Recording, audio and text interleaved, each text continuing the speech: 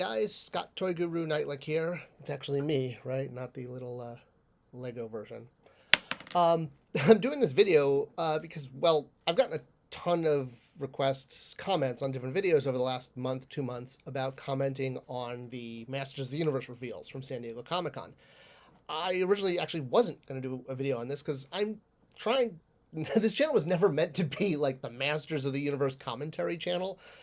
I've worked on Masters of the Universe for 10 years, so I know a lot about the brand, which is why I've done, like the director's commentary series I've done.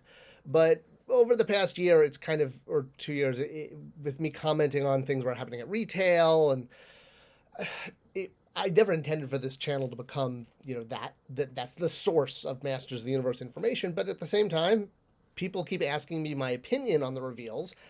I'm happy to give it, which is what we're going to do here. So the big thing about the current lines. So I own a handful of figures from both Masterverse and Origins. So with Masterverse, I mean, basically, some of the figures I thought, oh, that was a really cool redesign. Like, I really like Zodak. But for the most part, I've kind of felt that the figures are a little lackluster.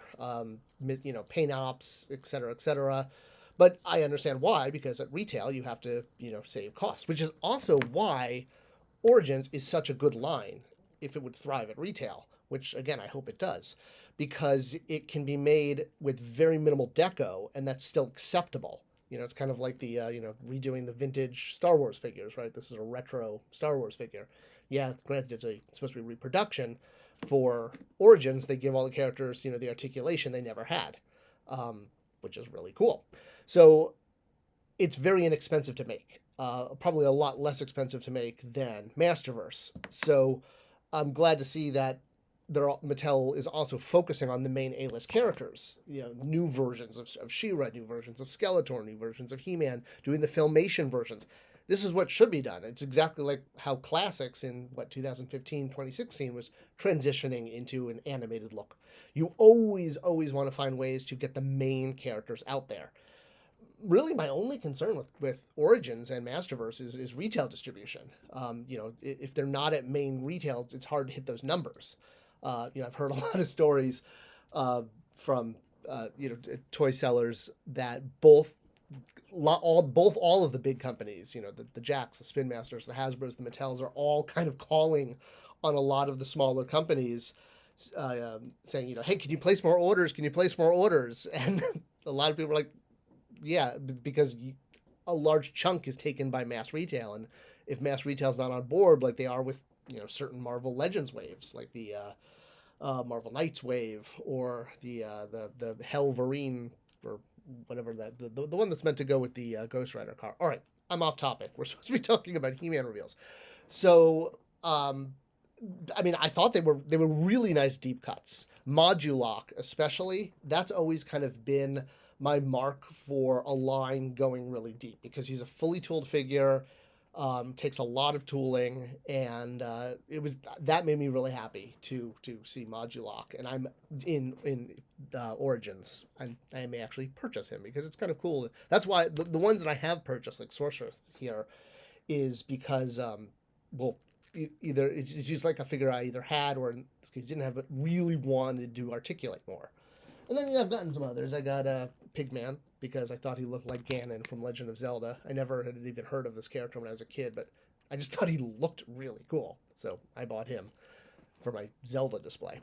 All right, but back to the reveals. We had, Demo Man, which was a character that was originally the concept version of Skeletor that got made into a figure in Classics. And, seeing these concepts that were really brought to the public's attention, I think, through Classics, through the fan support for Classics, to see them now in other toy lines and possibly even hanging at retail. God, that'd be so cool to see Demo Man at retail. I just think that would be fantastic.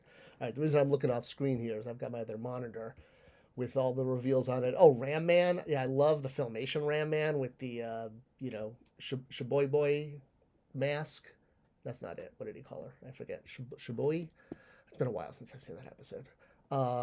Let's see, what else? I don't know. I mean, yeah, the Snake Men, the Too Bad exclusive for the show, something I really wanted to do in Classics was to do Tuvar and Badra. So I love the way they did it. And again, I'm glad they're exploiting the Origins line more so, again, from a cost perspective.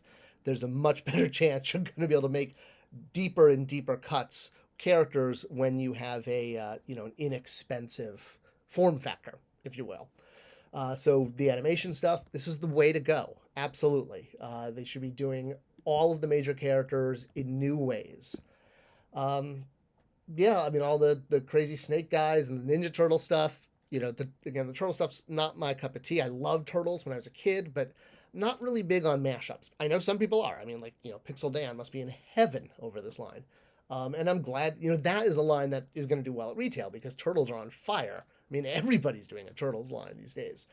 So I saw even Fisher Price has a little squishy Turtles, guys. I thought that Turtles are really, really on fire right now.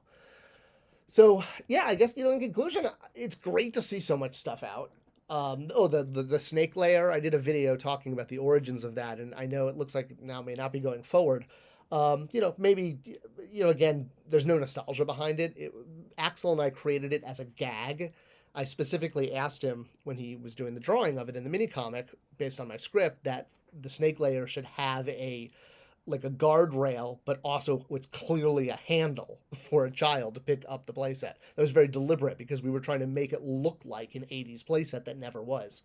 So, maybe doing an actual version of the playset for a playset that never was, maybe that's almost a bridge too far, like a meta too far. We were being meta, but now actually making it as a playset is like meta.